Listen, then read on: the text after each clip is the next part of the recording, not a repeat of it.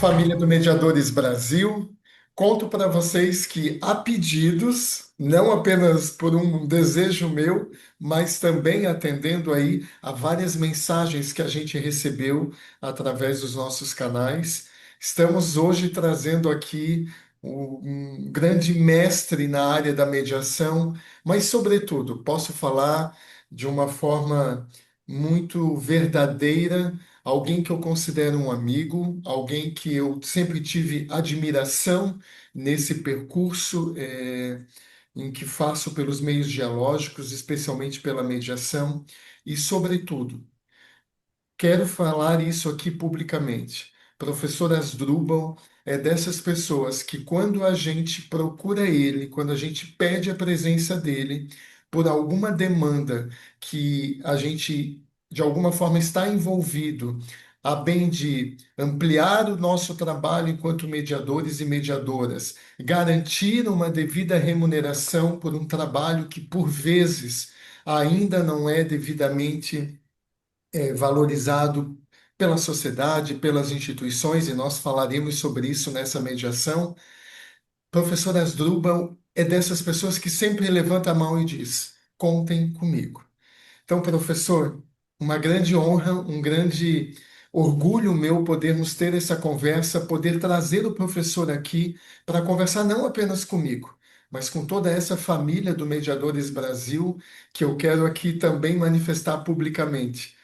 Tem um apreço enorme pela sua pessoa, pelo seu fazer, pela sua história no mundo da mediação. Então, seja muito bem-vindo à Casa do Mediadores Brasil. Obrigado, meu amigo Henrique Ferrari, e a todos aí da rede, né? Mediadores Brasil, a gente fica muito animado de poder estar com vocês e dialogar sobre um tema que nos é muito caro e importante, pelo qual lutamos há tantos anos já no país, e que a gente sabe das dificuldades que foi a trajetória até aqui, e a gente percebe que as dificuldades não foram dizimadas, que elas ainda se apresentam no nosso horizonte e que precisam ser cuidadas com esmero, com amor, mas, sobretudo, com estratégia e com um trabalho de rede, de cooperação. Não é um trabalho individual, não é uma luta para um só, né? É uma luta para uma comunidade. Por isso que eu quero cumprimentar aqui publicamente o Mediadores Brasil, não só pelo seu nascimento lá atrás, mas pelo grande trabalho que vem sendo realizado ao longo dessa trajetória, que tem essa pegada, essa vontade e eu diria essa diretriz de querer realmente unir e reunir profissionais que lidam com a mediação, tanto no campo privado quanto no campo judicial, e que precisam entender seus pontos de conexão, né? Os pontos, as dores em comum, aquelas que não são em comum, mas que a gente possa ter empatia para ajudar um ao outro, exatamente para a gente percorrer um caminho não só de ter uma pauta de diálogo no plano extrajudicial, do que vamos fazer, etc., mas ter uma pauta no diálogo com as instituições públicas, com o sistema político, né? Para que a gente possa fazer uma interlocução que faça ser cada dia mais forte e presente o uso e o desenvolvimento da mediação no Brasil. Então, a sua pessoa tem sido fundamental pelo seu carisma, né? Pela maneira como você desenvolve o seu trabalho com muita lianeza, com muita elegância, com muito carinho com as pessoas. Isso acaba criando um elo que as une ainda mais, e se engajam nessa mesma direção. Então, você promove conhecimento, mas você promove também convergência e parceria para que a gente possa ter entidades fortes que vão ajudar a ser legítimas para poder falar dialogar com as autoridades, o sistema político e, naturalmente, a própria também iniciativa privada para fazer acontecer aquilo que é melhor para o bem da mediação. Parabéns, de verdade. Nossa, professor, muito, muito, muito obrigado. Fico aqui realmente impactado com as suas palavras e tenho certeza de que estar na sua companhia me fortalece, nos fortalece, para que a gente possa continuar nesse caminho aí prospectivo.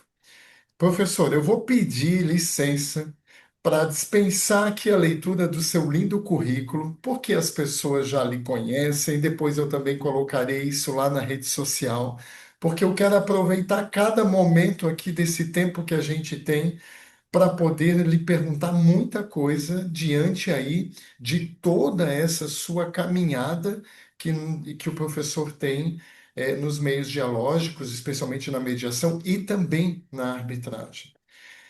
E aí eu já vou começar com uma pergunta aqui que me faz muito sentido abrir os trabalhos com ela.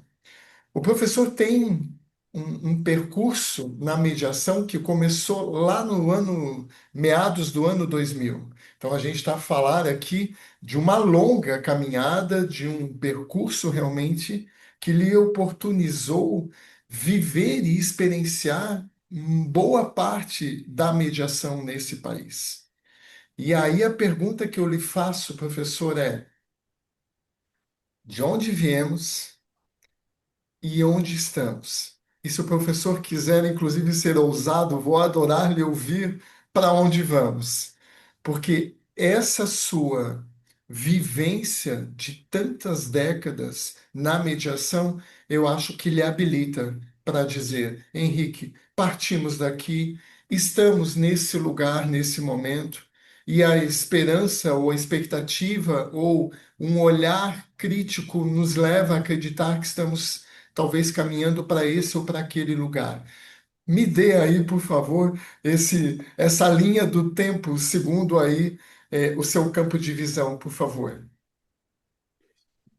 Bom, Henrique, na verdade, sim, eu ingressei na mediação, primeiro ingressei na arbitragem, né, estudando o assunto, e aí era meio que inevitável ter o contato com o tema mediação, porque o nome arbitragem ou mediação e arbitragem parecia ser, naqueles primeiros anos ali que eu ingressei, nome e sobrenome, né? Parecia tratar de uma coisa só, né? Depois, com o aprofundamento, se percebe claramente que são institutos bem diferentes, né?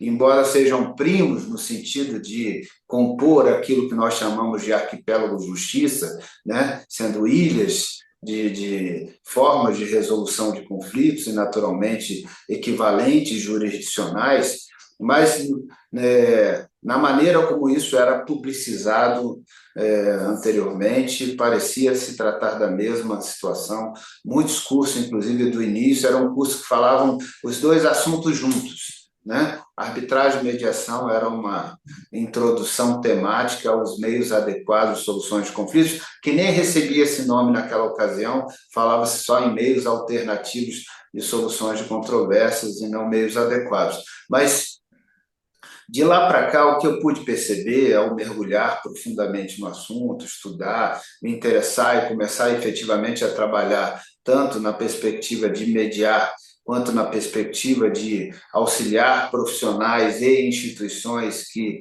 prestam esse trabalho, quanto na perspectiva de ajudar partes como advogados em procedimentos de mediação, eu pude ver que nós já avançamos muito, teve um avanço muito significativo. Primeiro, um avanço de um rol de indivíduos que conhecem do assunto. Hoje o rol é muito mais expressivo do que já foi há 20 anos atrás. Então, nesses 20 anos, houve uma explosão de interesse pelo assunto que fez eclodir um movimento das pessoas em buscarem essa informação, não só participando de cursos e eventos e congressos e seminários e tudo mais, mas como efetivamente vivenciando experiências de situações de mediação. E, nesse ponto, a gente tem que elogiar, naturalmente, o próprio Poder Judiciário, pelo trabalho, é, vamos dizer assim, de dar uma cara oficial e institucional para fazer com que a mediação fosse levada ainda mais a sério pela sociedade, né? Ou seja, para sair de uma casta muito específica de empresas ou de pessoas que poderiam ter aquele conhecimento, ou de advogados que trabalhavam aquilo de maneira pontual por experiências internacionais, para entrar num caminho de poder desenvolver um percurso de popularização do tema. Então, ou seja, as iniciativas adotadas pelo Poder Judiciário, desde daqueles mutirões de conciliação, semanas de conciliação, lá atrás, que aconteciam até antes da resolução 125 do CNJ, até a própria adoção da resolução e de uma definição de políticas públicas, né, que introduziram esse tema no seio do judiciário e deram uma revelação para a sociedade que aquele assunto deveria ser levado a sério, porque ele poderia fazer muita diferença na resolução de problemas, e a partir dali, no desencadeamento de atenção, interesse e investimentos que o próprio Poder Judiciário fez, já vista que quando se estabeleceu o atual Código de Processo Civil em 2015, nós tínhamos na casa de 300 centros judiciários que foram criados desde a resolução de 2010.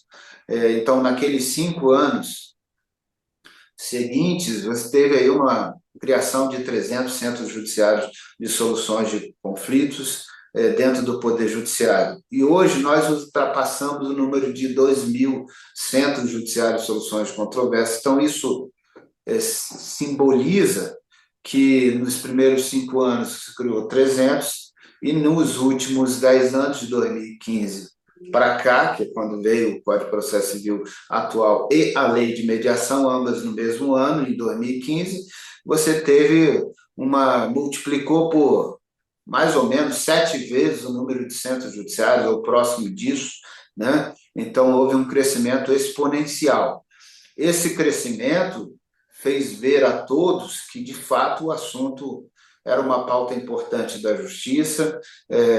Então, o cunho oficial ajudou a criar uma corrente de fortalecimento. Paralelo a isso, eu integrei a comissão do Conselho Federal da OAB, a gente desencadeou um movimento lá importante para a reforma das diretrizes curriculares do curso de Direito, né?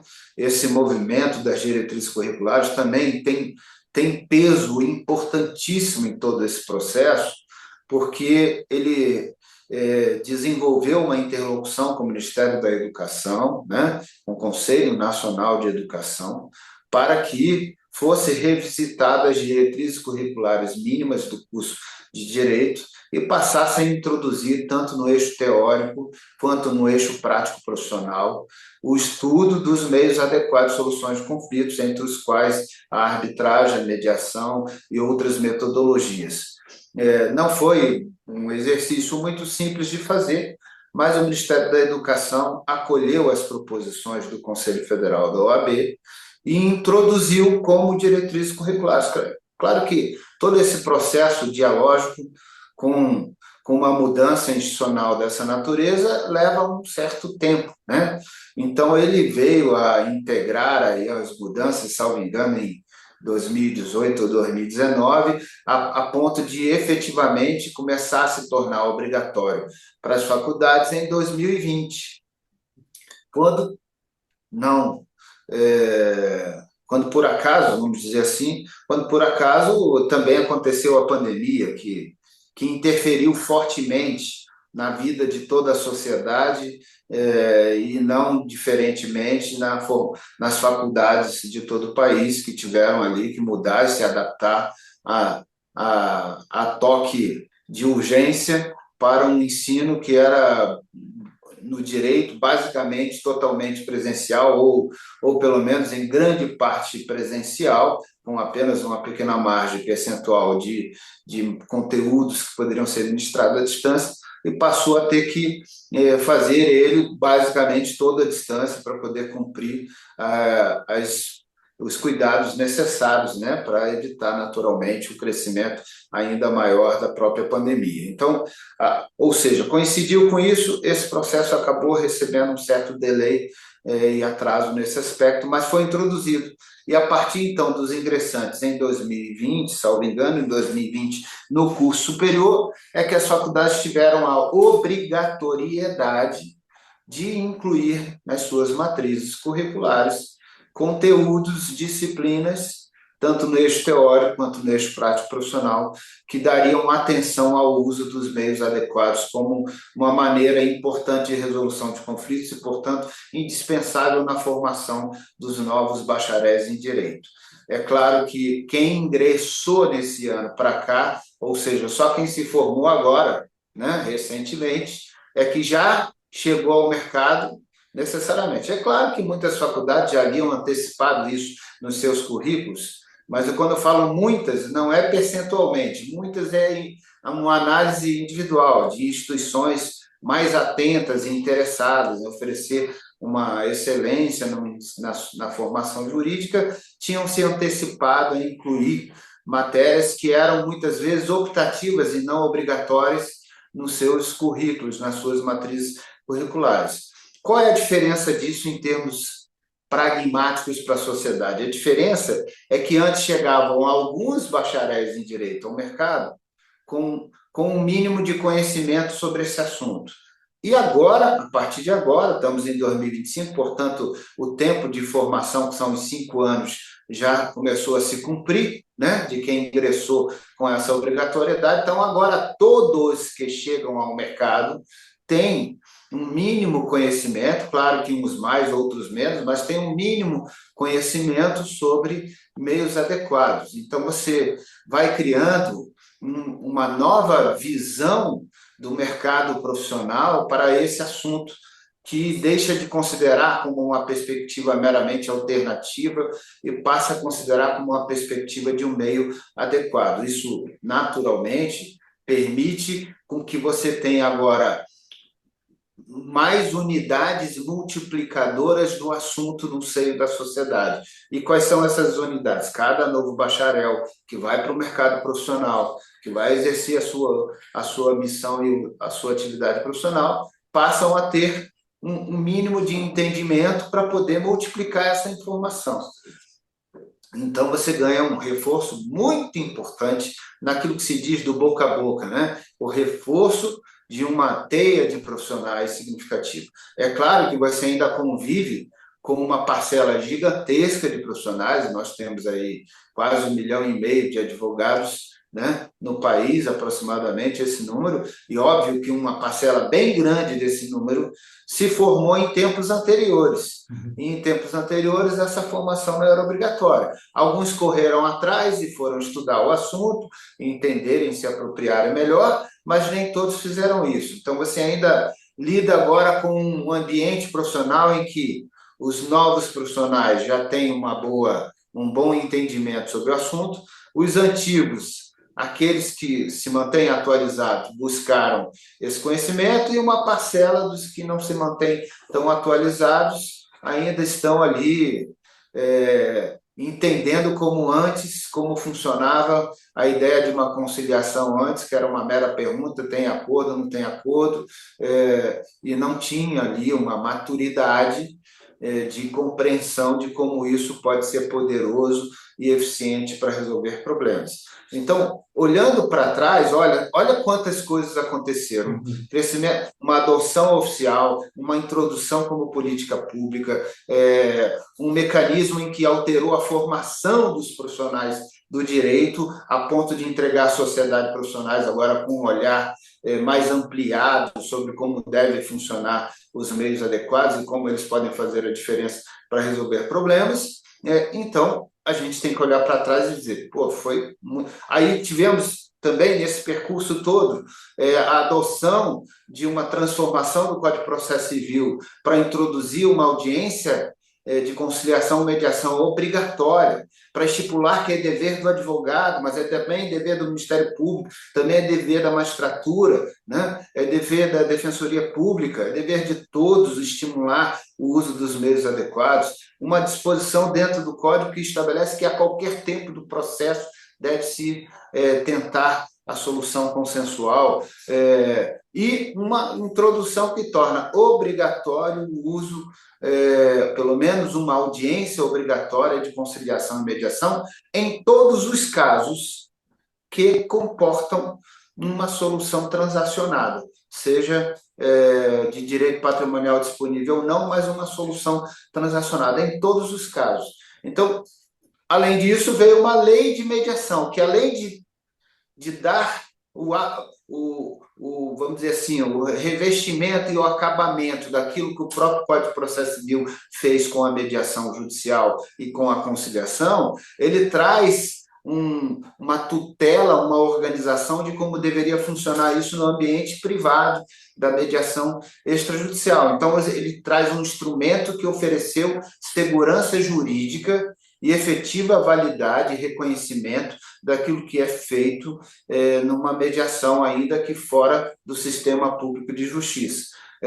Então, esses instrumentos foram muito importantes. Claro que depois dele vieram outros instrumentos pontuais, como a lei dos contratos administrativos, que aponta a possibilidade de utilização, e outras leis específicas que reforçam tudo isso. Então, nós tivemos também um acompanhamento de movimento legislativo que criou o ambiente de segurança jurídica, de mínimo disciplinamento para a coisa funcionar. E aí, de lá para cá, veio se desenvolvendo. Então, temos muito a comemorar, existiram muitos avanços. Aí, isso a gente reportou o olhar para trás, reportando o olhar de hoje.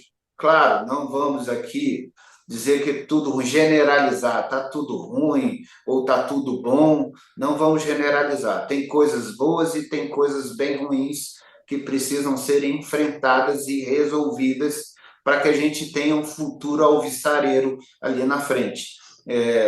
Porque o que a gente olha hoje, a gente vê o judiciário, como eu falei, multiplicou por 7 vezes a estrutura de funcionamento. Mas quando você olha a quantidade de acordos realizados e o índice oficial adotado pelo próprio Conselho Nacional de Justiça, que é o índice de conciliação da justiça, quando você olha esses dados nesses últimos 10 anos, os dados, embora apresentem um ligeiro crescimento em números absolutos, mostram um pálido crescimento, né? E até um decréscimo em números relativos.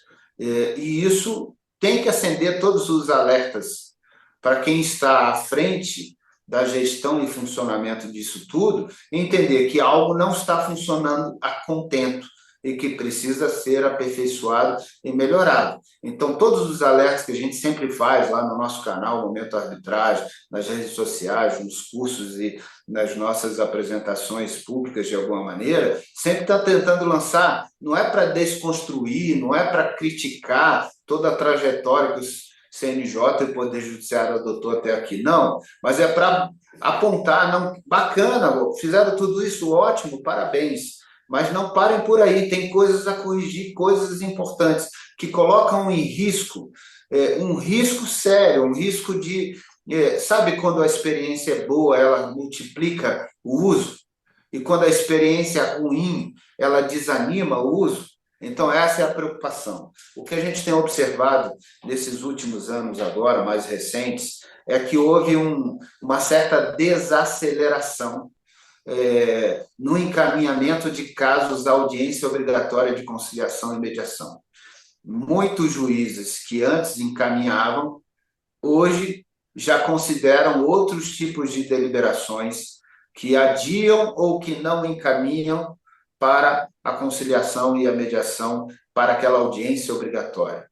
E os argumentos são múltiplos, argumentos como não tem mediadores suficientes, argumentos como a pauta do Sejus, que está muito congestionada e vai demorar a marcar, isso vai atrasar o processo, argumentos como eu estou lendo a petição aqui e não estou vendo muita probabilidade de ter um acordo, então eu vou deixar de mandar pela minha impressão subjetiva, minha juiz, minha impressão subjetiva de que seja baixo o poder. Não que não seja tecnicamente possível o acordo, apenas porque a minha leitura sugere uma compreensão de que é baixo.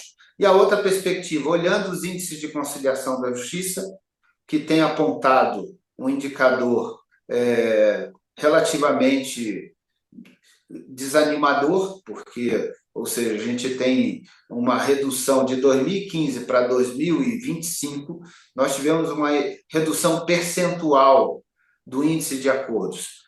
É claro que a maneira como o CNJ faz o índice de conciliação, a gente tem críticas sérias. É uma maneira equivocada, muito equivocada, como eles estabelecem o índice. Não é que não poderia ter esse cálculo que eles realizam, mas o cálculo deveria ter outro nome, não deveria chamar índice de conciliação da justiça, porque esse é um nome que distorce a verdade do cálculo.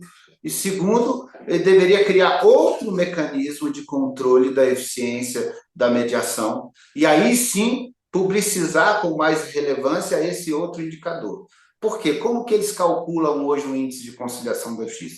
Eles calculam assim: de todas as sentenças emitidas no Poder Judiciário, quantas foram homologação de acordo?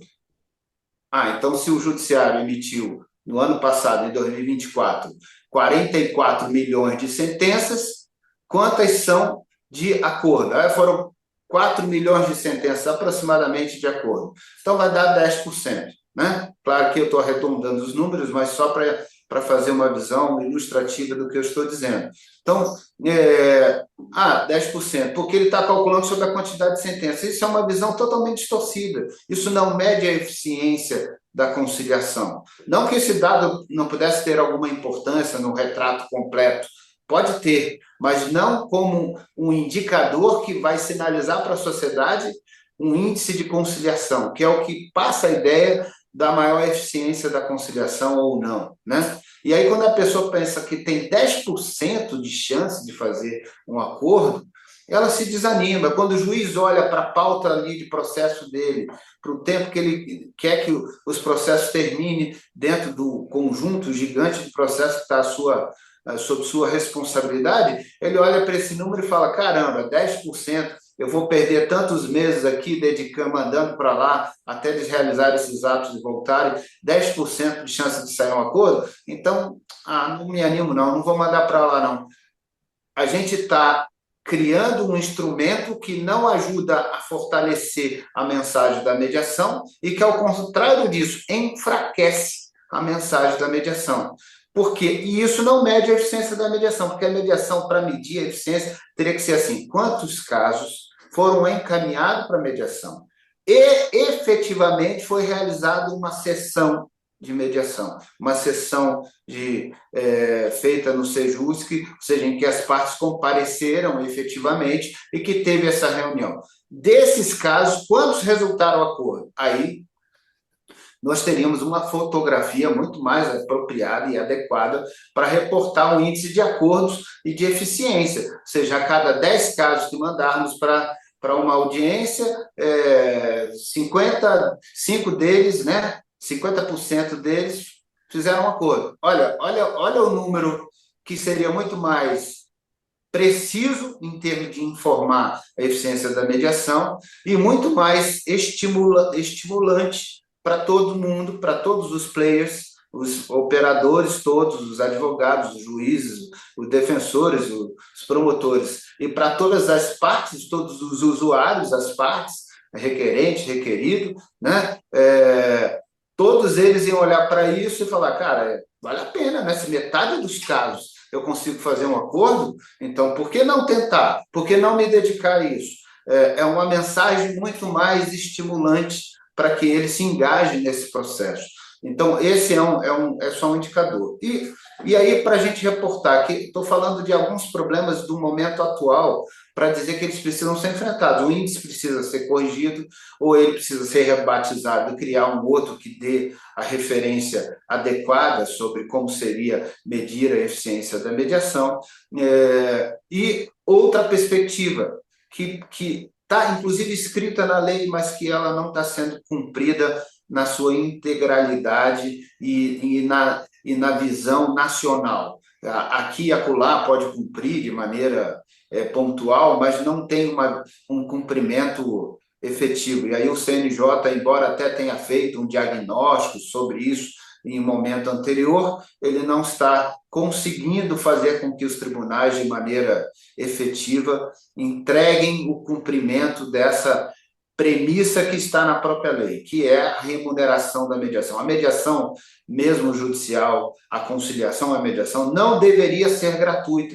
O Código de Processo Civil estabelece que deveriam ter custas para isso. A lei de mediação não deixa nenhuma margem para dúvidas, até diz quem é que tem que pagar essas custas, que são as partes, as próprias partes que devem pagar, claro, ressalvados casos de justiça gratuita, mas aí quando você olha os casos de justiça gratuita, mesmo percentualmente falando, você teria na casa de 20 e poucos por cento na visão do todo dos processos, isso é para um dos lados. Então, é muito incomum que você tenha no processo que as duas partes estão assistidas pelo direito de justiça gratuita. Normalmente é só um polo que tem a justiça gratuita. Então, não era para ser um grande problema isso, mas acaba que está sendo, né?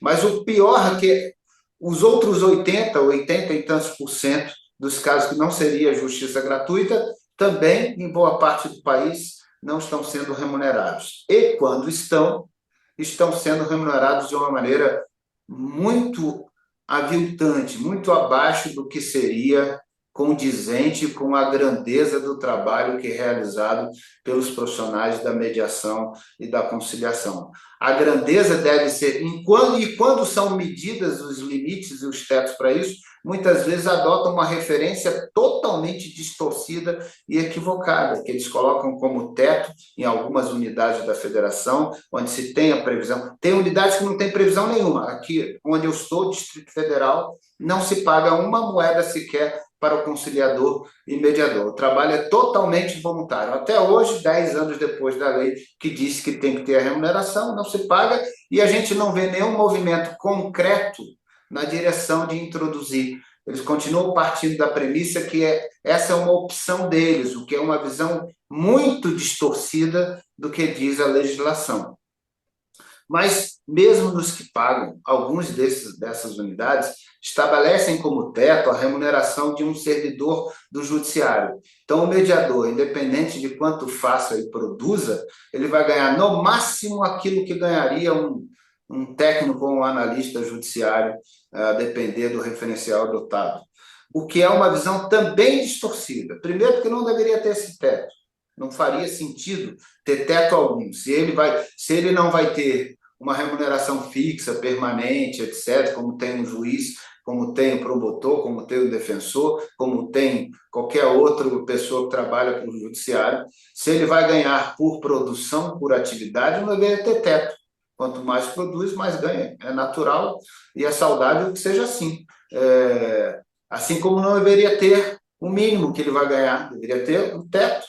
Não ter o teto e não ter o mínimo, né? Produziu mais, ganha mais, produziu menos, ganha menos, proporcionalmente falando. Mas se tivesse que ter um teto, jamais poderia ser o teto da remuneração de um servidor da justiça. Porque o que o mediador pode entregar como resultado da sua ação, da sua atividade, da sua missão, é equivalente àquilo que o juiz poderia entregar, que é a resolução do conflito. A resolução, inclusive, olhando economicamente para o processo, o que o mediador pode entregar representa muito mais economia do que o juiz pode entregar. Porque o que o juiz pode entregar, vamos ser bem, e aqui eu não estou querendo dizer que o mediador é mais importante que o juiz, não é isso. É apenas entendendo as questões de referências de valores. O que o juiz pode entregar é uma sentença de mérito que vai julgar procedente ou improcedente a ação ou parcialmente procedente. Isso vai levar um percurso do processo, vai fazer o processo gerar despesas para os cofres do judiciário e para toda a sociedade, porque ele tem vários atos a praticar, vários momentos, audiências a realizar e etc., provas a produzir, até que ele chegue na maturidade do processo da sentença. E quando ele oferecer a sua sentença, isso não encerra necessariamente o processo. O processo poderá seguir em outras instâncias, se qualquer das partes, ou mesmo quando não há um recurso, em alguns casos você tem a remessa obrigatória, né, para ser analisada pelo tribunal. Então, em muitos, eu diria, em boa parte dos casos, esse processo não vai parar ali, ele vai seguir para as instâncias seguintes para deliberar eventuais recursos ou reavaliação do reexame necessário. E depois disso, ele vai seguir para uma fase de cumprimento da sentença, porque estatisticamente falando no nosso país, é baixo o número de cumprimento espontâneo de sentenças judiciais. A maior parte dos cumprimentos de sentença vem na fase de execução forçada, da chamada fase de cumprimento da sentença. Não, as pessoas não cumprem diretamente, a maior parte não cumpre, precisa. Então, a gente está falando de muitos anos ainda pela frente. Quando o mediador consegue cumprir bem a sua missão, claro que não é só o acordo ser objetivo, mas, entre tantos, o acordo está ali num lugar muito especial. Quando ele consegue, então, que as partes cheguem ao consenso, ele está entregando uma solução que acaba o processo ali, porque não tem instâncias posteriores, não tem fase recursais, uma vez que as partes fizeram um acordo, elas não têm mais interesse recursal algum, né? Foi feito aquilo que elas gostariam que fosse feito, então encerrou por convenção das partes, não tem recurso, o processo não segue. E o cumprimento espontâneo dos acordos é muito mais expressivo do que o cumprimento espontâneo das sentenças de mérito, né? Ou seja, porque as pessoas tendem a ser coerentes com aquilo que acabaram de acordar. Acordaram que vão pagar em tantas vezes, de tal forma, elas costumam ser muito mais coerentes com isso, e normalmente, quando o trabalho do mediador for bom, ele fez as pessoas refletirem se aquele acordo era viável, se era factível, se realmente fez o chamado teste de realidade, se realmente teriam condições de cumprir aquele acordo. Então, um bom trabalho do mediador entrega uma solução que encerra o processo, que não vai gerar mais custos para o Estado, para o Poder Judiciário, nem para a sociedade, e que vai fazer com que as partes cheguem muito mais rápido ao equivalente jurisdicional, que é resolver o problema de forma definitiva. Então, qual é o valor do trabalho do mediador? Posso medir pelo valor de um serventuário que faz um trabalho meio? Se eu tivesse que medir, teria que medir com quem faz o trabalho fim, que é a entrega da jurisdição, que é a entrega do resultado e o produto de quem espera resolver um problema na justiça. Então, essa é uma perspectiva que não está sendo percebida, e quando ele gera uma dimensão de um teto, de um servidor, que não que ganhe mal, não quero dizer isso, mas é muito mais limitado, ele meio que difunde para a sociedade, sabe? Pulveriza na sociedade uma mensagem de que é um trabalho de menor valor. É um trabalho que quem se acha numa competência de fazer um trabalho que vai lhe trazer grandes rentabilidades, uma remuneração muito, muito mais atraente para a sua vida, vai olhar para aquilo e falar, não, mas se é esse o teto, não é isso que eu quero para a minha vida. Eu quero para a minha vida mais do que ganha o juiz. Então, se é esse o teto, ele faz com que haja um desvio de rota daqueles que poderiam se debruçar naquela missão e fazer um trabalho impecável, muito interessante, que entregaria à sociedade resoluções muito poderosas de problemas. Ele faz com que essa pessoa não se interesse tanto pela carreira, e ele reencaminha a sua trajetória para outra direção. Ou vai para o mercado privado para cuidar disso no mercado privado, ou vai simplesmente mudar de rota e outra atividade vai ser colocada no lugar, ou seja, as pessoas mais gabaritadas, qualificadas, né, preparadas, podem não se interessar tanto pela carreira, porque ela não se mostra economicamente interessante e atraente. Então, é um tiro no pé para toda a sociedade quando a gente não entende a grandeza dessa atividade, né, a relevância dela. Então, olhando para essa perspectiva, a gente tem problemas. Ainda para pontuar mais um problema, e eu não vou me esticar demais, que já me estendi muito, peço até perdão por isso, mas outro aspecto importante é não está havendo nenhum tipo de preparação entre o momento. São três pontos importantes que estão acontecendo de falhas no encaminhamento, mesmo para os juízes que estão encaminhando para a audiência de conciliação e mediação, três pontos estão acontecendo de falhas relevantes. O primeiro momento é não definir se é conciliação ou mediação.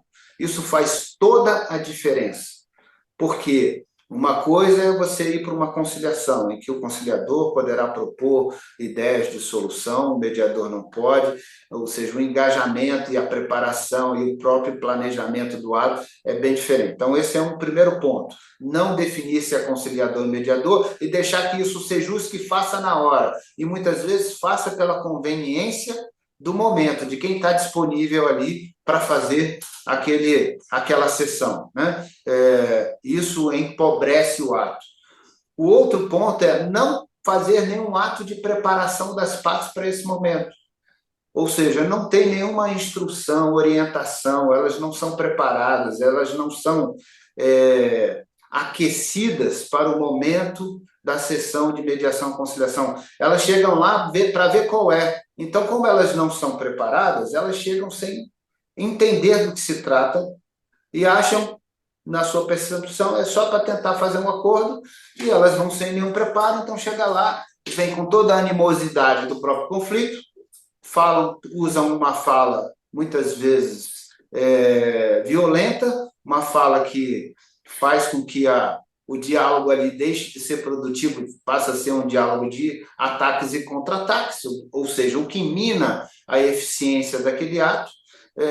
Segundo, elas não entendem, então elas não consideraram, elas não conseguiram nem identificar quais são seus reais interesses e necessidades, elas estão totalmente presas àquilo que foi pedido na ação, né? Elas estão presas, polarizadas com a mera posição que foi externada inicialmente, e elas não conseguiram parar para analisar calmamente quais são seus reais interesses e necessidades, para que eles possam ser colocados na mesa e a gente se concentre sobre eles para buscar uma solução inteligente. Então, elas chegam sem nem entender isso e chegam sem ideias de ofertas. E quando elas apresentam oferta, boa parte das vezes que não teve nenhum preparo, é uma oferta percebida pela outra parte como uma oferta hostil, uma oferta agressiva, daquela que está debochando comigo. Como assim?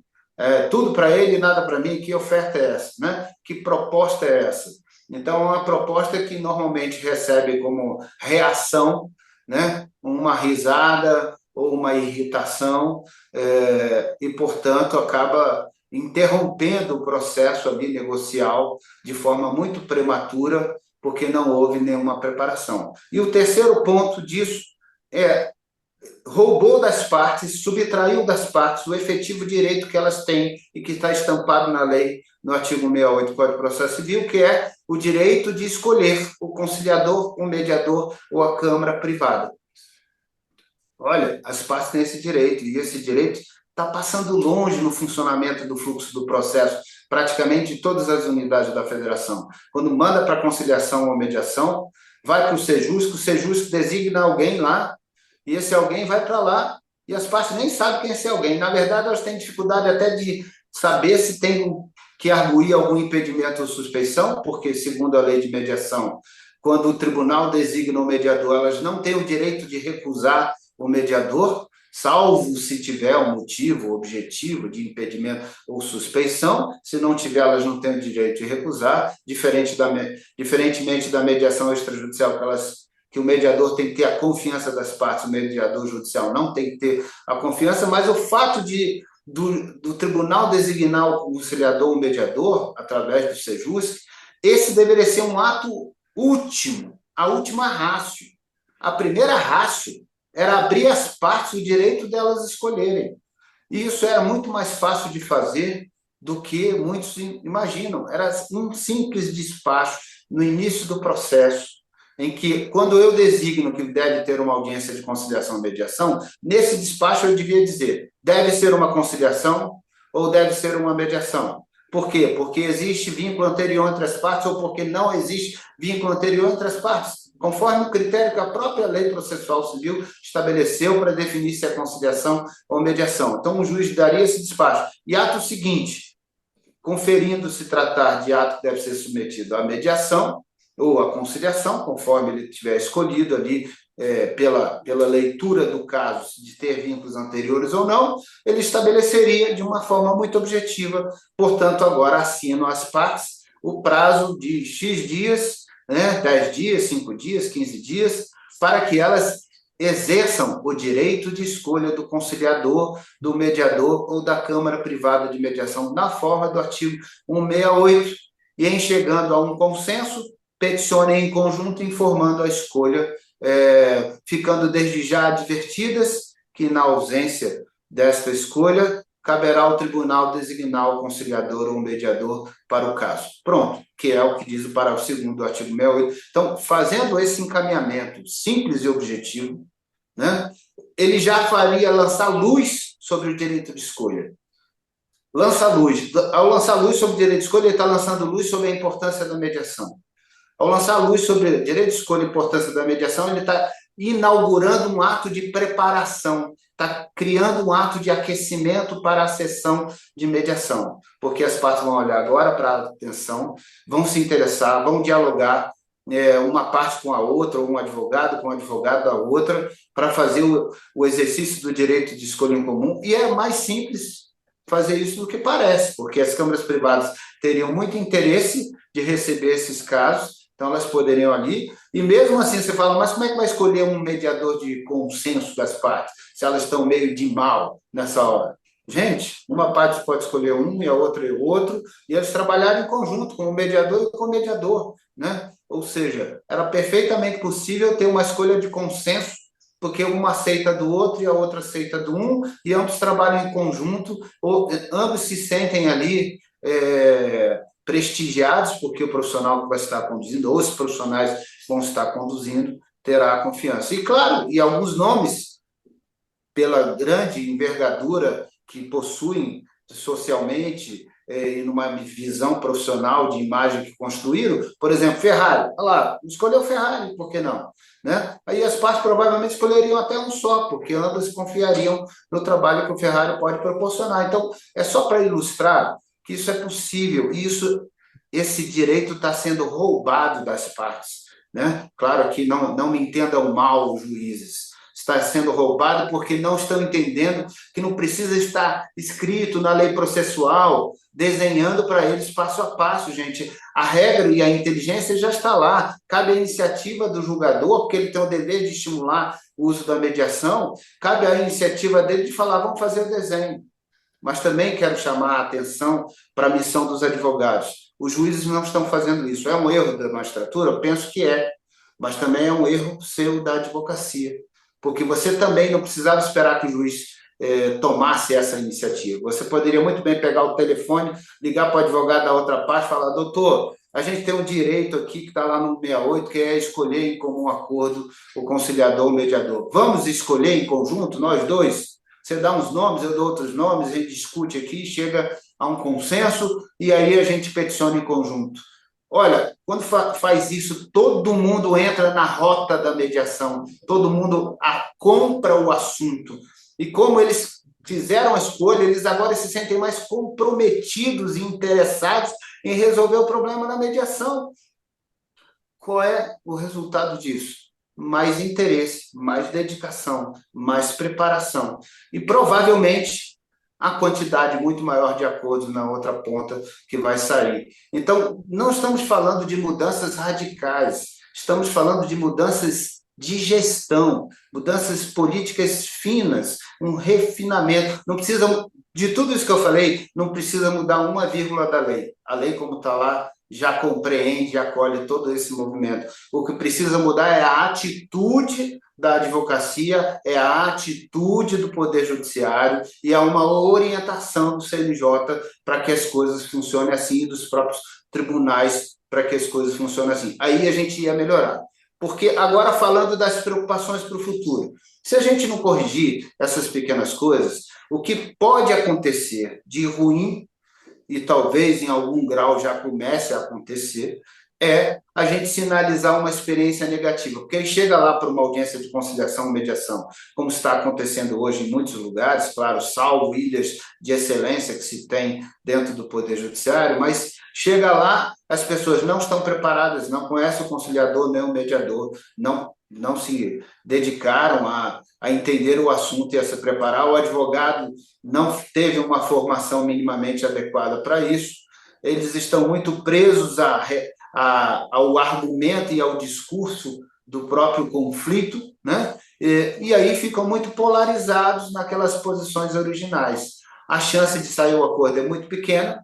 O mediador também acaba não se, e o conciliador acaba não se esforçando tanto para isso, vê uma resistência inicial e às vezes já premido por uma pauta gigante que ele tem para cumprir ali, ele fala, tá bom, então não tem acordo, vamos encerrar aqui, para ninguém perder mais tempo, nem eu, nem vocês, aí ele encerra prematuramente, e às vezes há um esforço muito tímido, ou quase inexistente, de efetivamente mostrar que aquilo que aparentemente parecia não ter viabilidade de acordo, e aí enfrentando até aquele ponto que muitos juízes não estão mandando para a audiência de conciliação e mediação, que ele lê, o que o juiz lê para dizer que não tem? Ele lê a petição inicial, não teve nem a contestação, porque a contestação, o prazo dela só vai correr depois da audiência de conciliação, e só vai correr antes se o juiz abortar a audiência e dizer, não, está contando o prazo para contestação. Então, quando o juiz ele briga com essa missão que era dever dele de estimular o uso da mediação, é quando ele briga com isso,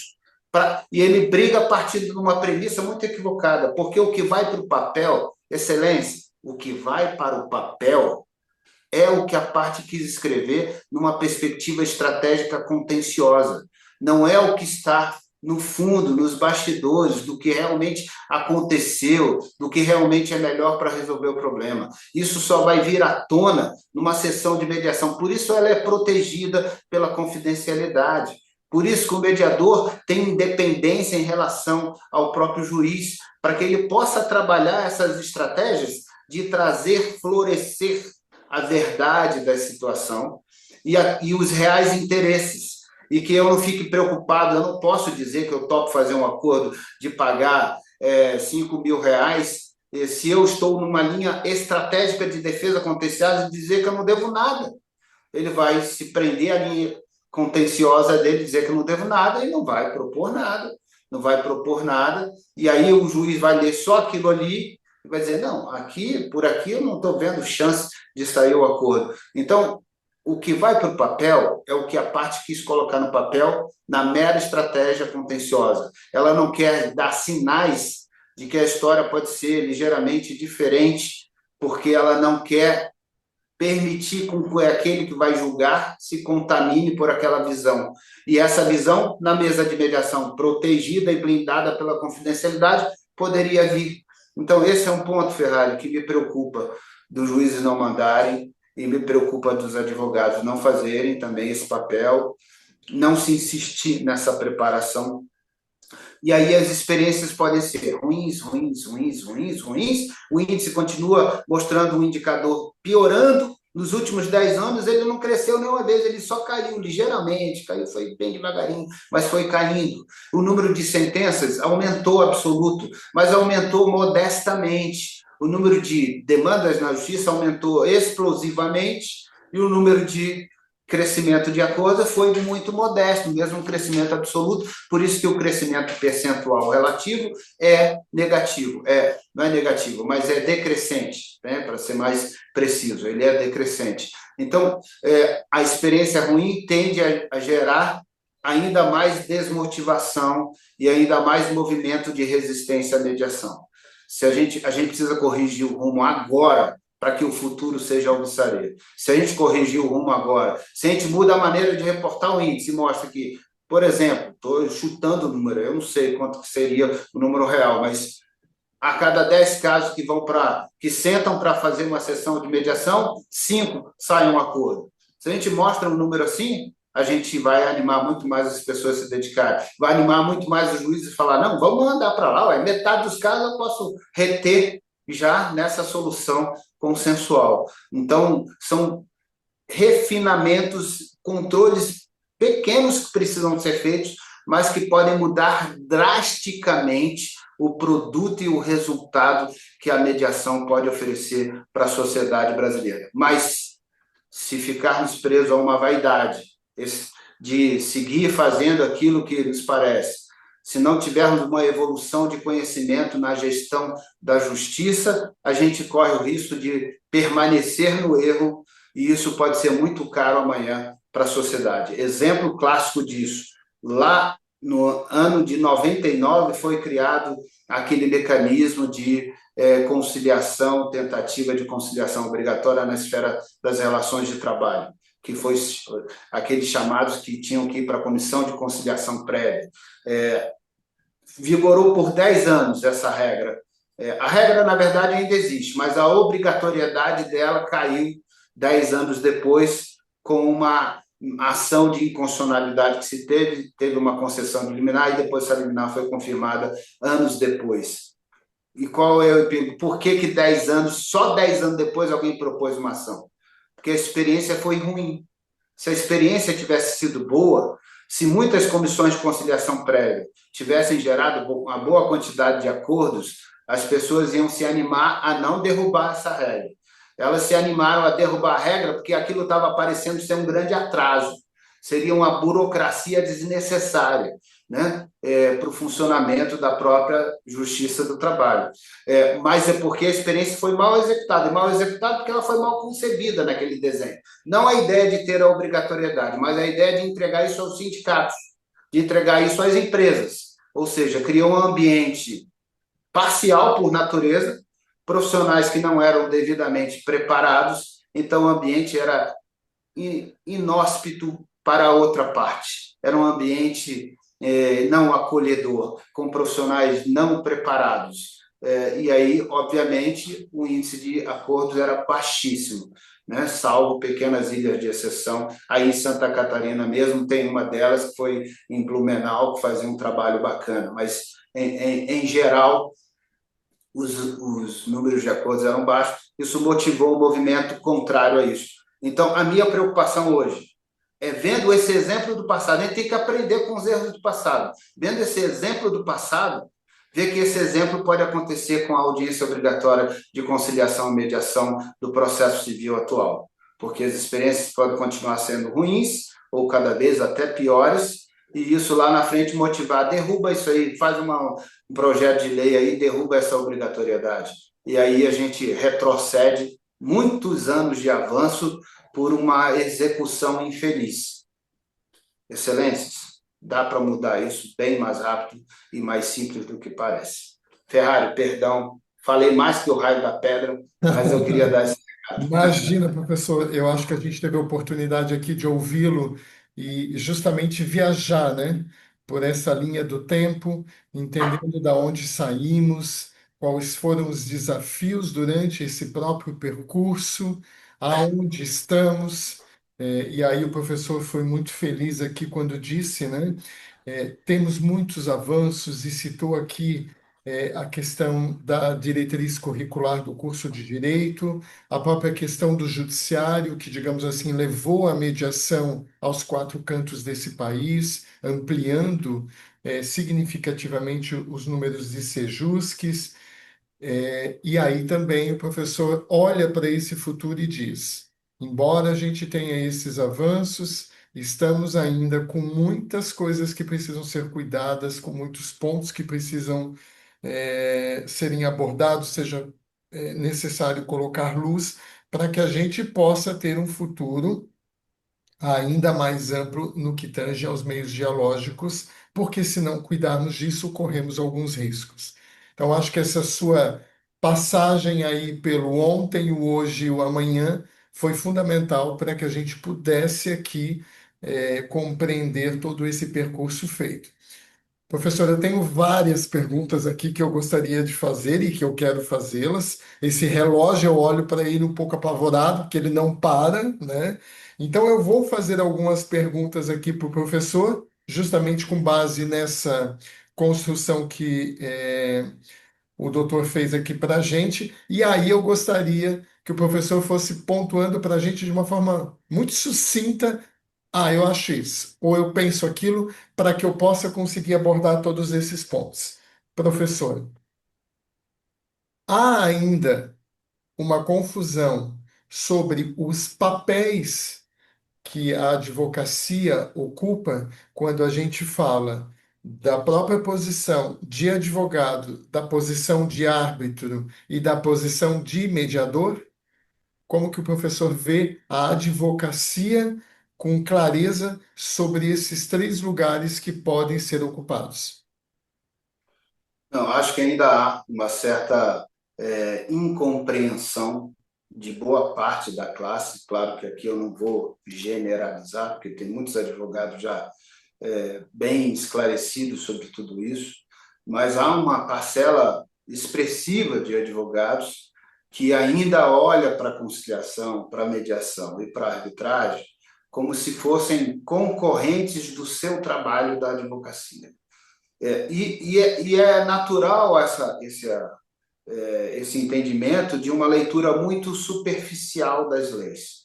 Então, eu compreendo que entendam assim, porque quando você não mergulha e se apropria, você faz uma leitura superficial, você fica num entendimento muito raso do assunto.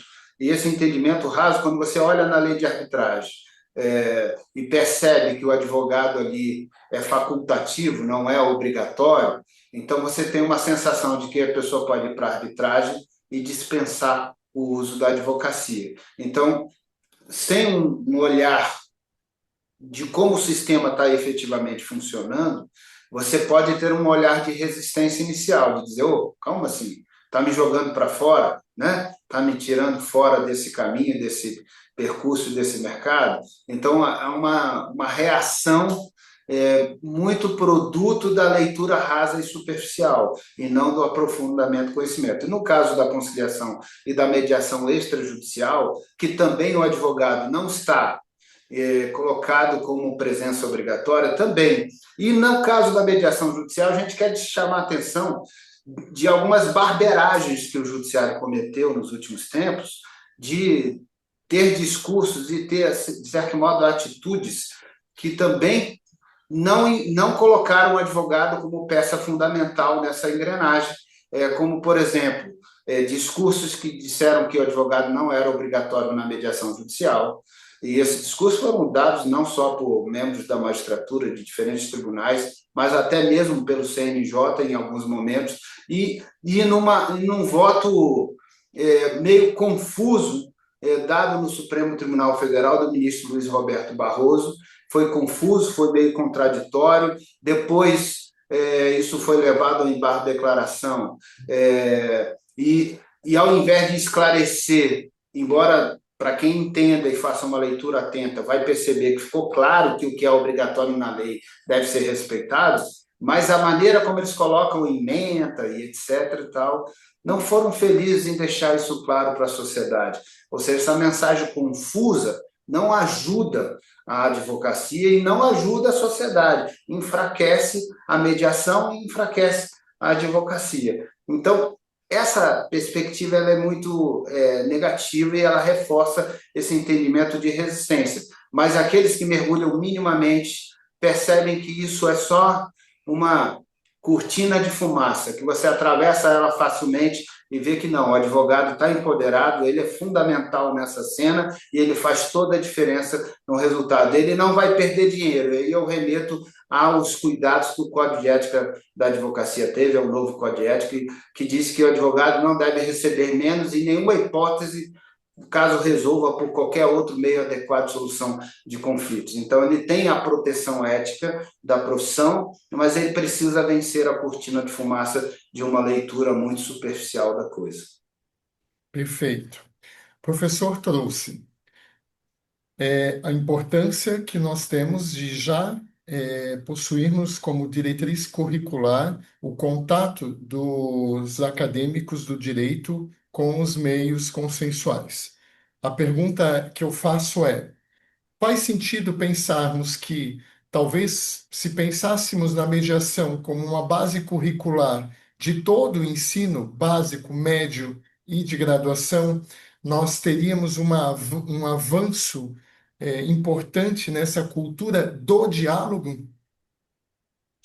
Eu acho que faz todo sentido, Ferrari, porque, no fundo, inclusive, ajudaria muito, né, na formação das crianças e dos jovens no ambiente escolar, o, a- o despertar, o florescer do tema mediação, que é um ambiente em que se potencializam muitos conflitos, pequenos conflitos, conflitos de relacionamento ali da escola, de questões entre alunos, de questões com os docentes, de questões com a administração da escola, e que, ou seja, um maior entendimento, uma maior maturidade nisso, né? Eu lembro de uma frase, um dito popular, que eu acho que vale a gente remeter, aquela ideia de que dou um boi para não entrar numa briga e dou uma boiada para não sair dela. Esse é um dito popular que foi interiorizado, sei lá, algumas décadas atrás, e ele vem norteando muitas pessoas, que elas não querem brigar, mas se esforçam um pouquinho para não brigar. Mas se forem brigar, se esforçam muito na briga. E essa é uma mensagem totalmente distorcida e equivocada do que deveria ser o agir do cidadão e da sociedade. A gente devia se esforçar um monte para não brigar, né? E não o inverso, não deixar para esse esforço profundo ser só depois da briga, mas que o esforço profundo fosse antes para evitar a briga e para resolver o problema de uma forma mais urbana e mais social, mais pacífica. Então, mas isso tem que vir, né? Porque quando o cidadão já é adulto, interiorizar um pensamento que deveria ser garimpado e desenvolvido, sabe, nos seus primórdios, na sua formação inicial, é muito mais difícil. Então, esse tema deveria vir lá atrás. E se fosse, a gente teria uma sociedade muito mais equilibrada ali na frente. Professor, o legislador, no último CPC 2015, ele traz a mediação ali para uma das etapas iniciais do processo, né? O artigo 364 diz, a partir do momento que há o start do processo e se encaminha até mesmo antes da contestação, já para uma tentativa de composição. Pergunto, há uma corrente de pensadores que diz embora tenhamos tido um avanço, talvez faça mais sentido nós pensarmos na mediação, na conciliação, como requisitos pré-processuais. Ou seja, que sejam oportunizada uma possibilidade de diálogo antes mesmo da propositura da ação. Sim ou não e por quê? Bom, essa é uma provocação fantástica, Ferrari. Na verdade, eu me dediquei a estudar bastante o modelo argentino e o modelo italiano que adotam esse desenho de uma mediação pré-processual, obrigatória pré-processual. O modelo brasileiro, quando foi discutido lá o Código de Processo Civil, esse assunto veio à tona, mas aquela experiência ruim da Justiça do Trabalho, em que fez o Supremo depois declarar que era inconstitucional a obrigatoriedade daquela tentativa prévia, e muito endereçando a lógica de que a lei não excluirá da apreciação do Poder Judiciário lesão ou ameaça de direito, esse princípio constitucional da inafastabilidade da jurisdição, lido com essa literalidade de não afastar da apreciação do Poder Judiciário, acabou criando uma preocupação, sobretudo baseada na experiência anterior daquela questão da Justiça do Trabalho, que desestimulou que isso fosse trazido para antes do Código de Processo. Então, o Poder Judiciário centralizou, ou seja, o legislador centralizou no Poder Judiciário que isso fosse lá, mas no início do processo. Então, ele deslocou a obrigatoriedade para o do antes do antes para o depois, né? Ele saiu do antes para o depois, ou seja, é obrigatório, só que logo no início do processo, para tentar fugir da discussão de constitucionalidade. Mas os bons exemplos da Itália e da Argentina, e possivelmente hoje já tenham outros países também se inspirando nesse desenho, animariam a gente a revisitar essa discussão. Por quê? Porque uma releitura hoje, e o Supremo tem feito isso constantemente, uma releitura da maneira como interpreta a Constituição para dar uma interpretação mais dinâmica, né? Uma interpretação que acomode melhor os valores da sociedade. Então, o próprio atual Código de Processo Civil, quando ele fez o caput do artigo 3º, ele já reescreveu o princípio da inafastabilidade da jurisdição. O que antes estava escrito que não se excluirá da apreciação do Poder Judiciário, hoje já está se escrito que não se excluirá da jurisdição. Ele já não mais diz Poder Judiciário como o titular único e exclusivo monopólio, até porque o próprio Código de Processo Civil já admitiu a arbitragem como jurisdição. E quando você vai para um estudo internacional, você vai pegar as diretivas 52 da União Europeia, lá ele diz na diretiva 52 que são equivalentes jurisdicionais. E aí ele adota todos os meios adequados de soluções de controvérsia como equivalentes jurisdicionais. Então, se a gente reconceitua a ideia de jurisdição para acomodar dentro delas equivalentes jurisdicionais e a gente tira a literalidade na interpretação válida da Constituição, de que é a apreciação do Poder Judiciário, para dizer que é acesso à jurisdição numa visão mais ampliada agora de jurisdição inclui os equivalentes, você não tem nenhuma inconstitucionalidade nessa releitura. E aí você poderia deslocar. E faria diferença? Faria muito boa diferença, porque boa parte são 44 milhões de novas ações que entraram no judiciário no ano de 2024. Gente, de verdade, qualquer 10% que frear nesse caminho inicial já traz um alento poderoso para o Poder Judiciário. Mas não seria só 10%. As estatísticas da Argentina, as estatísticas da Itália apontam que gravitam entre 35% a 55% a retenção dos casos que se resolvem nesse caminho. Então, olha o tamanho.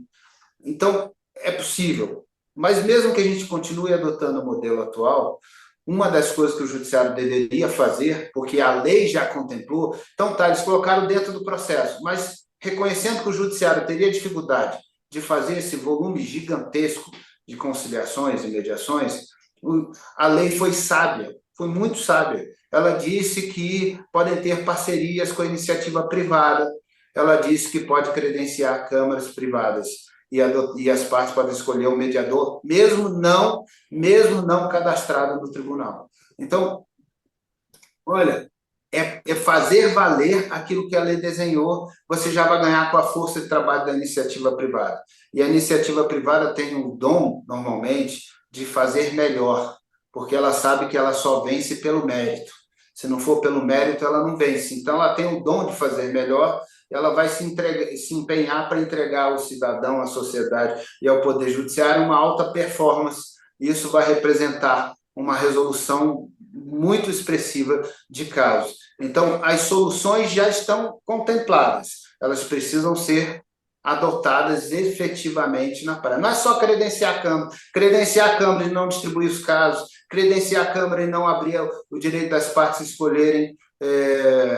Aí você dá com a mão e toma com a outra, não resolve o problema. Então, para resolver, tem que fazer em conjunto. Mas se um dia o legislador quiser mudar para antes, eu sou defensor dessa ideia. Mas isso tem que acontecer antes da história, antes do gato subir no telhado. O caminho que a gente está seguindo hoje causa essa preocupação, né? Perfeito.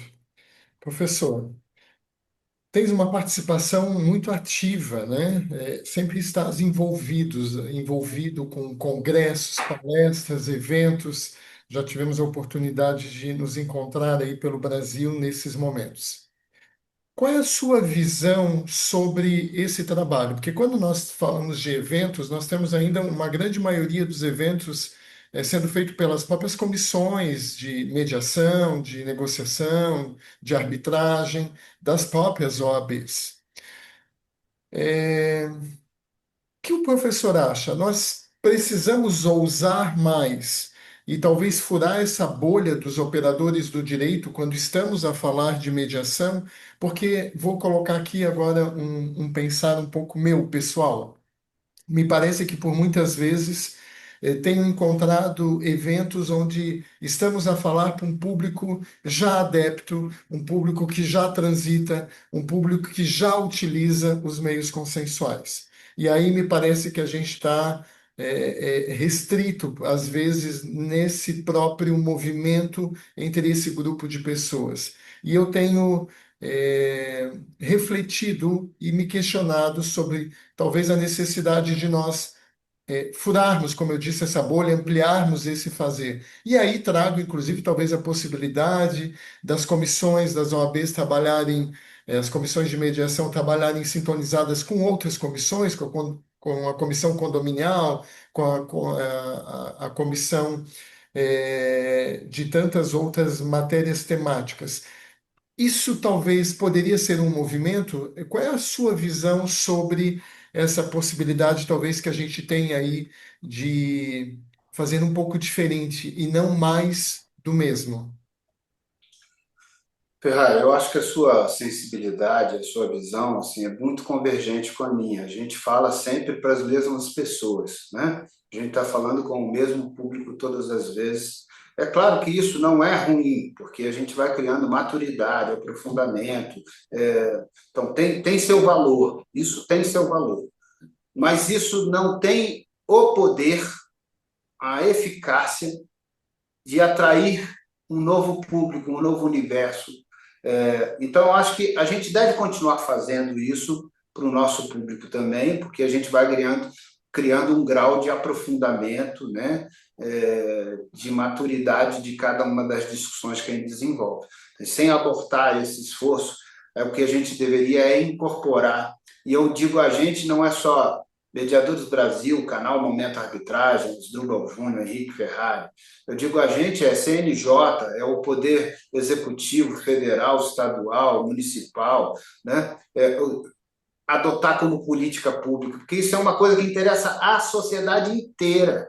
Isso tem que fazer parte das políticas públicas e das ações do Estado. Ah, está promovendo uma coisa que é para iniciativa privada? É também. Mas ao promover a coisa que é para iniciativa privada, está ajudando a resolver as pessoas, ajudando as pessoas a resolver problemas reais da sua vida. Está ajudando a tirar um peso do próprio Estado, das costas do Estado, né? Trazendo, então, múltiplos benefícios para o cidadão, para a sociedade e para as próprias instituições públicas. Então, deveria fazer uma política. Então, eu fico pensando assim, olha, sabe, hoje em dia, é claro que as pessoas já não têm o mesmo hábito de, sei lá, talvez 15 anos atrás, 20 anos atrás, de assistir a TV fechada, como assistia antes, que todo mundo assistia, porque não tinha muita opção, e hoje são plurais as opções de mídia e tal, e todo tipo de conteúdo e informação. E a gente tem que explorar toda essa pluralidade de mídia e conteúdos para fazer pulverizar isso. Mas pulverizar entre as formações, assim como foi introduzido na formação do direito, por que não introduzir na formação do administrador? Por que não introduzir na formação do pedagogo? Por que não introduzir na formação do contador? Por que não introduzir na formação do profissional da TI, da engenharia, sabe? De todas essas outras áreas que lidam com conflitos todos os dias, gente. Todos os dias tem conflitos. Por que não introduzir no ensino fundamental e médio, como você falou agora há pouco, né? Na formação básica do cidadão? E por que não introduzir, por exemplo, uma cena de uma novela importante, de uma grande rede de televisão ou de várias? Por que não o autor da novela não dedicar um dos conflitos para ser encaminhado para a mediação e mostrar a mediação funcionando? Seria lindo, seria fantástico, ia criar um poder multiplicador extraordinário. Por que não fazer isso acontecer nos filmes, nos programas de televisão, nas novelas? Por que não criar uma série, Mediadores? sei lá, ou conflitos, assim como tem a série de escritórios de advocacia, que resolve até por negociação, foi uma série Switch que fez muito sucesso, por que não criar uma série assim em que o tema seja resolver conflitos na mediação? E ali os casos podem se variar. Então, assim, a gente tem que criar. É claro que isso tudo envolve grandes investimentos, precisa de uma rede de apoio, mas a gente precisa criar as conexões e os ambientes para que isso possa acontecer e a gente fazer disso uma mensagem que a sociedade receba de todos os lados, por influências, por profissionais da área, por profissionais de outras áreas, pelo que ele vê na televisão. Aí você vai naturalizando esse processo, você vai criando um ambiente de normalidade, de compreensão de que isso é natural. E aí as pessoas passam a olhar isso com muito mais interesse e talvez resgatar um pouquinho aquela ideia de que eu tenho responsabilidade sobre os meus problemas. As pessoas, nas últimas décadas, entenderam que deveriam só terceirizar a resolução de seus problemas, encaminhando para a justiça. Quando elas quando a gente começa a desenvolver um movimento em que elas passam a perceber que elas devem ser protagonistas da solução dos seus próprios problemas, através dos meios autocompositivos, a gente vai, além de resolver problemas de forma mais eficiente, a gente vai trazer um cidadão para um nível de consciência e responsabilidade muito maior, um cidadão melhor, um cidadão que fala, cara, eu tenho que resolver meus problemas, e não é na força, é na urbanidade, é no diálogo. Né? Então, ver se esse cidadão não vai ser melhor para a nossa sociedade, olhando como um todo, do que aquele cidadão que toda hora quer só litigar e brigar. Ou o cidadão que desenvolve a capacidade de dialogar e tentar, mesmo diante de uma situação desconfortável, chata, desagradável, ele tem o discernimento e a grandeza de conseguir ouvir, entender, assimilar e desenvolver um processo dialógico construtivo. Então, isso é uma questão de valor do cidadão. O que a gente quer para a nossa cidadania? E olhando por essa perspectiva, eu sou super a favor do que você falou. Os desafios é como fazer esse despertar, como criar essas conexões para que esse tema vire pauta de tudo. E virando pauta de tudo, ele vai se fazer presente. Mas um exemplo importante era as políticas públicas adotarem isso de uma maneira efetiva e as formações profissionais também. A gente já daria um passo bem significativo para isso acontecer. Penúltima pergunta, professor. Trouxesse durante a tua fala a questão da remuneração dos mediadores. Essa é uma bandeira bem importante para nós aqui no Mediadores Brasil. Inclusive, tivemos a oportunidade de estarmos juntos quando da audiência pública em Brasília, diante do PL, do projeto de lei que estamos acompanhando e de todo um trabalho que continua sendo feito em Brasília. E a minha pergunta vem no seguinte sentido. É fato que grande parte dos mediadores que atuam no Poder Judiciário são advogados. É, o mediador, a mediadora judicial tem essa característica no Brasil de predominantemente vir do mundo do direito. É, pontuo também que não vejo nenhum problema no trabalho voluntário, desde que ele seja uma opção e não uma condição. Quando a pessoa escolhe e deseja trabalhar de forma voluntária, é uma opção dela que precisa e deve, logicamente, ser respeitada.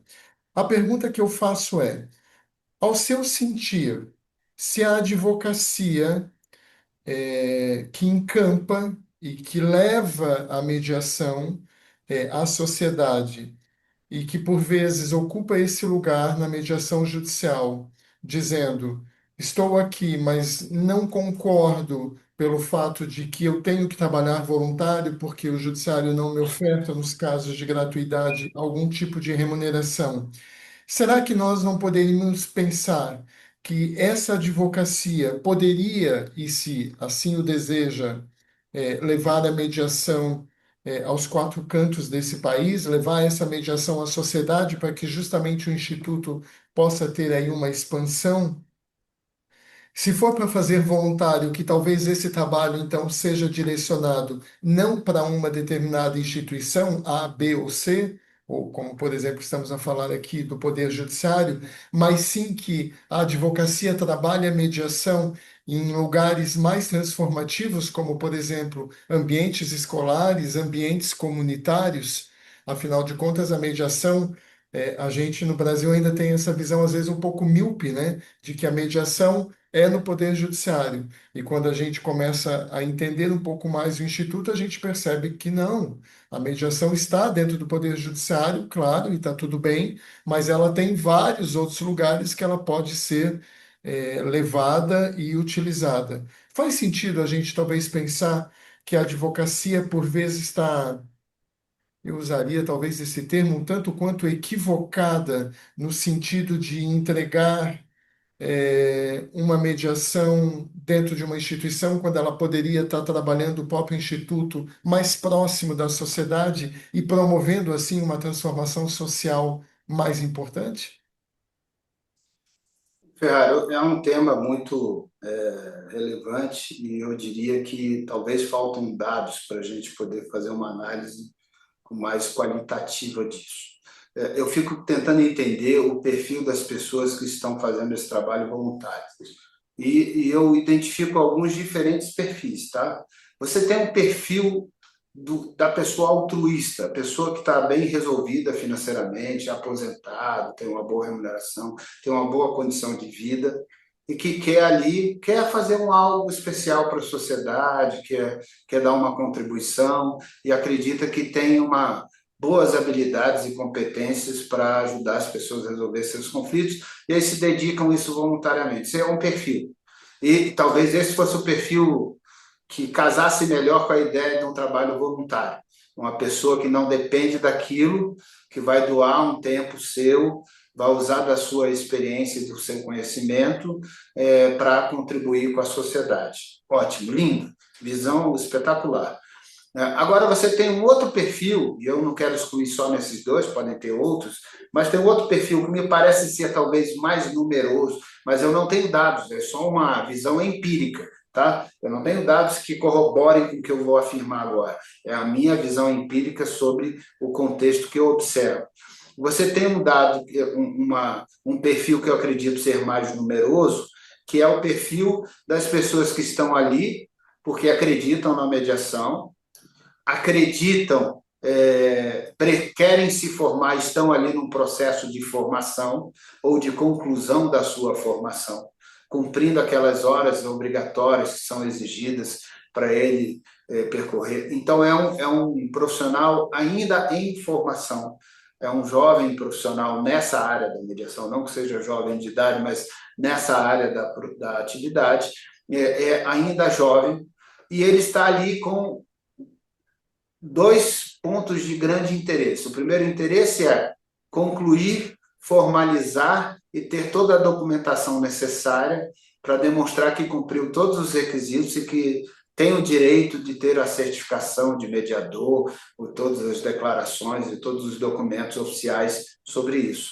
Então, esse é um grande interesse que eles têm. O segundo grande interesse é uma esperança ou expectativa de que venham a ser futuramente guindados àquela atividade, que ela seja efetivamente remunerada, que ali passe a ser uma jornada profissional de ganhos, de resultados, em que ele vai lá na frente. Então, tá, estou investindo na minha formação, estou investindo. Então, esse tempo que eu estou me doando é para investir na minha própria formação, esse tempo que eu estou trabalhando voluntariamente é para ter todos os documentos e ter a experiência, o conhecimento para poder desenvolver bem, mas eu estou apostando as fichas de que ali na frente eu vou ser remunerado. Em nome desse perfil de que está apostando essas fichas, muita gente já abandonou o barco.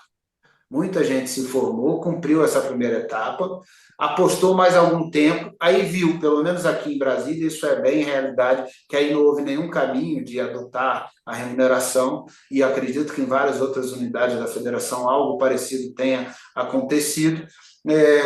Aí ele chega a um certo momento que ele fala, já deu, né? Não dá para trabalhar de graça a vida inteira. Ou ele reduz substancialmente a sua carga horária de disponibilidade para isso, ou ele simplesmente encerra o ciclo, fecha, vai cuidar da vida, ou indo para o mercado privado, ou indo para outro ofício profissional, vai cuidar da vida e com uma certa sensação de desapontamento e frustração de que, cara, será que eu não perdi um tempo enorme me dedicando a isso aqui porque não fui minhas expectativas não se confirmaram, eu não fui aproveitado. Então, essa é uma sensação. Então, eu acho que o voluntário deveria existir como opção sempre para esse perfil altruísta, para esse perfil que quer ali e para o perfil que quer a formação até ele concluir a formação. Ponto. O restante tem que ser profissional, que é o que vai carregar o piano, a massa que vai carregar o piano, tem que ser um mercado profissional, tem que ser valorizado, porque quando você não valoriza o mediador, você está desvalorizando a mediação, você está desvalorizando a autocomposição e você está imprimindo cada vez mais um índice mais baixo e um caminho cada vez mais contencioso. Então, é estrategicamente para a sociedade uma grande bobagem ao não achar que está economizando alguma coisa. Primeiro que é uma estupidez achar que está economizando, porque quem vai pagar e quem deveria pagar, o Estado não tem que chamar isso para si. Quem tem que pagar é o cidadão, são as partes. Ah, mas nos casos de justiça gratuita, aí esse caso a gente olha separado, gente. A gente querer misturar os assuntos, justiça gratuita, a gente olha separado, aí vai pensar nas estratégias de como fazer. E vamos entender que, mesmo nos casos de justiça gratuita, como aquele PL que está discutindo lá, que a gente participou, aquilo é para os casos de gratuidade. É Isso. só para os casos, não está resolvendo o problema da remuneração do mediador de forma global, é só para esse caso. Mas mesmo nesses casos, eu diria que 70% ou 80% desses casos é só um polo, é só uma parte, às vezes não é nem o polo inteiro, é só uma parte que tem a gratuidade da justiça. As outras partes não têm, elas também podem remunerar. Elas também podem remunerar porque elas não tiveram o beneplácito da gratuidade da justiça. Então, você tem um problema muito menor do que verdadeiramente ele é. O mediador poderia aceitar fazer, naquele caso, que ele está recebendo parcialmente a remuneração, cumprindo as suas cotas, aumenta um pouco o percentual das suas cotas, se for o caso, mas é uma solução muito mais simples do que a gente se prender a ela e não resolver o problema maior, que é o problema de quem pode pagar. É o problema das ações que não estão sob gratuidade da justiça. Né? Então, eu Aproveita, vejo sempre com muita preocupação esse ponto. Né? perfeito. Aproveitando aqui as sábias palavras do professor, vou deixar aqui uma dica de leitura para os nossos seguidores, para a família do Mediadores Brasil. O professor falou bastante a palavra altruísmo, e nesse livro nós temos um capítulo que diz: altruísmo e interesse próprio são opostos irreconciliáveis. O livro que vos falo é A Arte de Questionar, esse livro maravilhoso. Sugiro aí que quem possa leia, porque temos aqui várias situações questionadas, perguntadas, e eu acho que hoje, nesse bate-papo que nós tivemos aqui, o professor Asdrubal, ele nos trouxe muitas informações, mas sabiamente nos deixou aí algumas interrogações para que a gente possa pensar, sobretudo porque isso é fundamental para que a gente construa a mediação, a conciliação, os meios dialógicos como um todo, nesse futuro que nós desejamos. Então, professor, fico super agradecido, muito feliz com a sua presença aqui. O professor sabe o quanto nós ficamos honrados com a sua vinda à Casa do Mediadores Brasil. E, por favor, nos visite com mais frequência e deixo aqui então aberto para que o professor deixe aí uma mensagem para essa família numerosa que nós já compomos e que admira, né, todo o seu trabalho, todo o seu legado, porque eu acho que essa é a palavra mais adequada, todo o seu legado que está aí sendo Bom, construído e deixado para o mundo da mediação. Fique à vontade aí para fazer suas considerações. obrigado. Bom, Ferrari, primeiramente aqui nossa gratidão pelo espaço, pela oportunidade, pelo convite de estar aqui com vocês. Eu sou admirador do trabalho do Ferrari, do Mediadores Brasil, e a gente já, em outros momentos, já registrou essa nossa percepção de que estamos juntos para somar e levar cada vez mais informação útil para as pessoas. E quero dizer para aqueles que nos assistiram aqui hoje, quem for assistir na íntegra o programa, porque eu sei que também às vezes tem alguns cortes, alguns shorts, mas o que eu quero dizer é o seguinte: quem nos ouviu aqui hoje, às vezes pode ter a sensação de que o professor está pessimista, de que a nossa mensagem não é acalentadora ou estimulante. Não, é uma mensagem de visão realista e madura, mas eu acredito na mediação, sigo acreditando na mediação, acredito que as melancias vão se acomodando conforme o caminhão vai percorrendo, né, a sua estrada, e que a gente está exatamente nesse processo de acomodação das melancias. Mas a gente tem que ter, alguém tem que fazer esse papel, alguém tem que ser o chato que vai fazer o papel de apontar os pontos que precisam ser aperfeiçoados, senão a gente perde tempo demais indo em direções erradas, insistindo em estratégias equivocadas. Então, alguém tem que ter esse olhar crítico construtivo, não é um crítico destrutivo, mas um crítico construtivo para a gente ir regulando aqueles pontos que merecem atenção e aperfeiçoamento, exatamente porque a gente quer o bem, porque a gente quer um futuro fantástico para a mediação no nosso país.